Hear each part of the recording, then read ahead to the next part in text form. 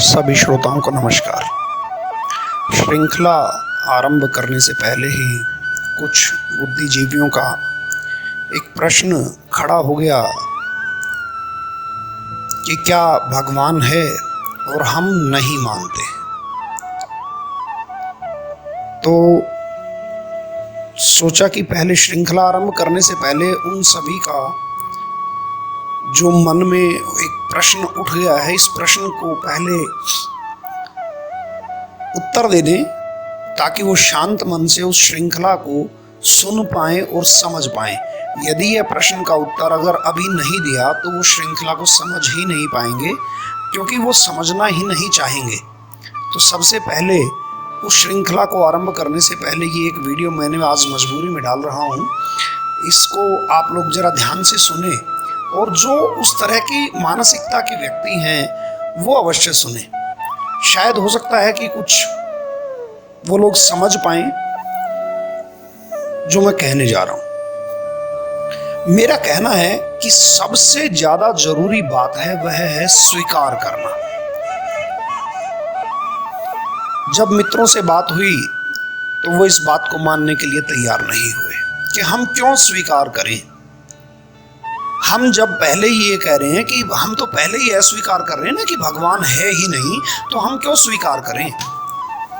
तब मैंने अपने जीवन की एक घटना उन मित्रों को बताई, वो आप सभी के बीच में रख रहा हूँ। आशा है आप लोग भी उस बात को समझ पाएंगे। एक किसी प्रभावशाली व्यक्ति के घर पर किसी कारणवश एक साइकाइट्रिक डिपार्टमेंट के एचओडी और कुछ डॉक्टर्स के साथ में मेरी मुलाकात हुई। तो जो प्रश्न वहां हुए वो मैं आप सभी के बीच में रख रहा हूं।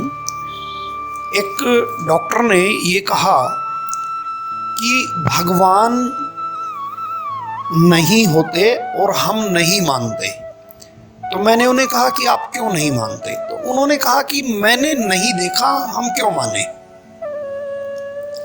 तो मैंने उनसे एक साधारण सा प्रश्न किया कि आपने इस दुनिया में कौन कौन सी जगह देखी है। तो उन्होंने बताया जो जो उन्होंने देखा था। मैंने उनसे अलग, जहां वो विदेश में कभी गए नहीं थे, तो मैंने उन स्थानों के नाम लिए और उनसे पूछा क्या ये जगह हैं। तो उन्होंने कहा हाँ हैं। तो मैंने कहा कि आपने तो वो जगह, आप तो उस जगह गए नहीं हो, आपने वो जगह देखी नहीं है, तो आप उस बात को कैसे कह सकते हैं कि ये जगह है।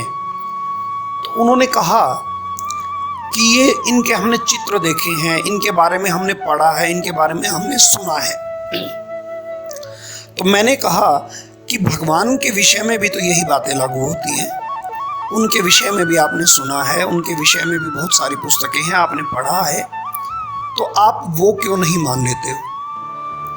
किंतु वो इस बात को मानने के लिए तैयार नहीं हुए। उन्होंने कहा कि हम वैज्ञानिक हैं, हम विज्ञान से बात करते हैं, हम सत्यता को प्रमाणित करने के बाद ही मानते हैं, उससे पहले हम नहीं मानते हैं।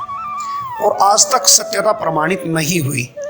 तो मैंने उनको कहा कि किस बात की सत्यता आप प्रमाणित कर सकते हैं, क्या आप अपने विज्ञान की सत्यता को प्रमाणित कर पाएंगे। तो उन्होंने कहा हाँ हम कर सकते हैं।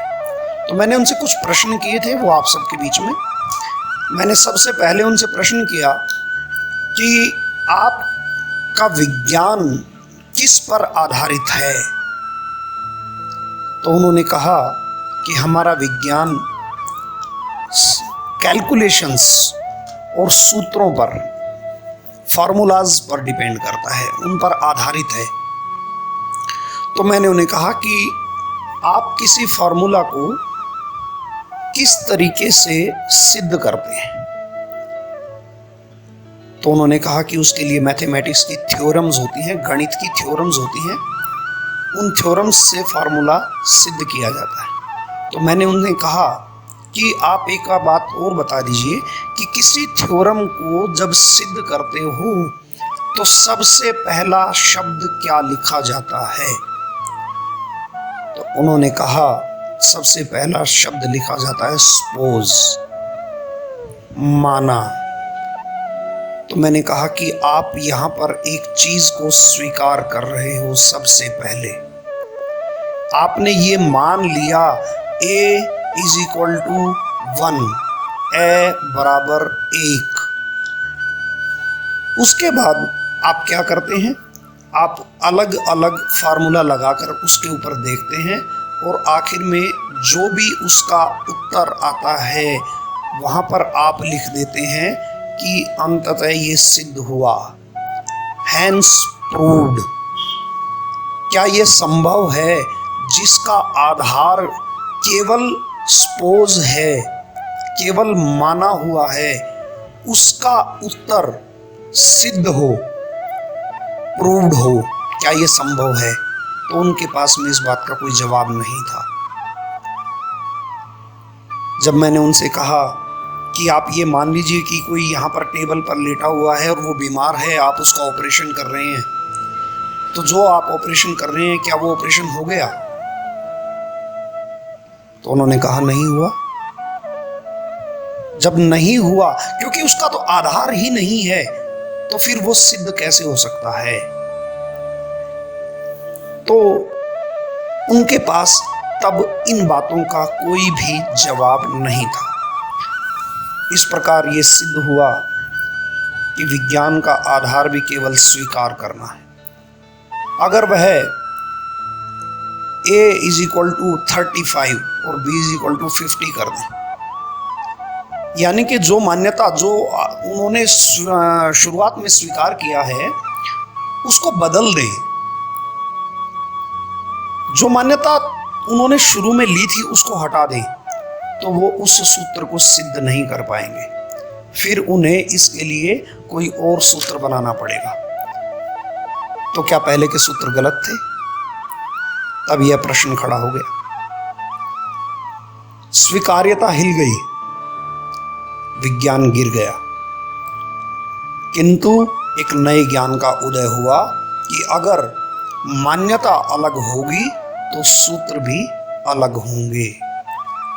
आप किसी बात को लेकर अज्ञानी तो हो सकते हैं, किंतु आप यह नहीं कह सकते कि मैं कहता हूं ऐसा नहीं है। आप ये तो कह सकते हैं कि मैं नहीं जानता, किंतु आप यह नहीं कह सकते कि ऐसा हो ही नहीं सकता। महाभारत में संजय द्वारा धृतराष्ट्र को युद्ध का वर्णन सुनाया जाना कभी कुछ बुद्धिजीवियों के द्वारा मजाक बनाया जाता था, किंतु आज जब टीवी और मोबाइल आ गए हैं तो प्रश्न उठने बंद हो गए, क्योंकि अब उन्होंने स्वीकार कर लिया कि ऐसा हो सकता है। किंतु जो केवल अस्वीकार ही करेंगे वो इस धोखे में न रहें कि वो पूर्ण ज्ञानी हैं और वैज्ञानिक हैं, क्योंकि जैसे जैसे आपका ये तथाकथित विज्ञान उन्नति करेगा आपकी मान्यताएं भी गिर जाएंगी। जितने प्रयोग विज्ञान के एक सूत्र को सिद्ध करने के लिए किए, अलग अलग नियम लगाकर सूत्र को सिद्ध करने का प्रयास किया, तब कहीं जाकर एक नियम ऐसा मिला होगा जिससे ये सूत्र सिद्ध हुआ होगा। आपने कब भगवान के लिए, भगवान को सिद्ध करने के लिए नियम किए? कब आप सुबह जागे हो कि आज भगवान से मिलना है? अगर जगो कभी तो प्रश्न पूछने से पहले खुद नियम लगा करके देखना, वो सिद्ध हो जाएगा कि वो है या नहीं है। गणित के सूत्रों की तरह भगवान के भी सूत्र हैं। यम, नियम, प्राणायाम, योग, भक्ति, वैराग्य, जप, दया, करुणा, प्रेम, यह सब भगवान को सिद्ध करने के नियम हैं। अगर है हिम्मत तो पहले नियम लगाकर सिद्ध करने का प्रयास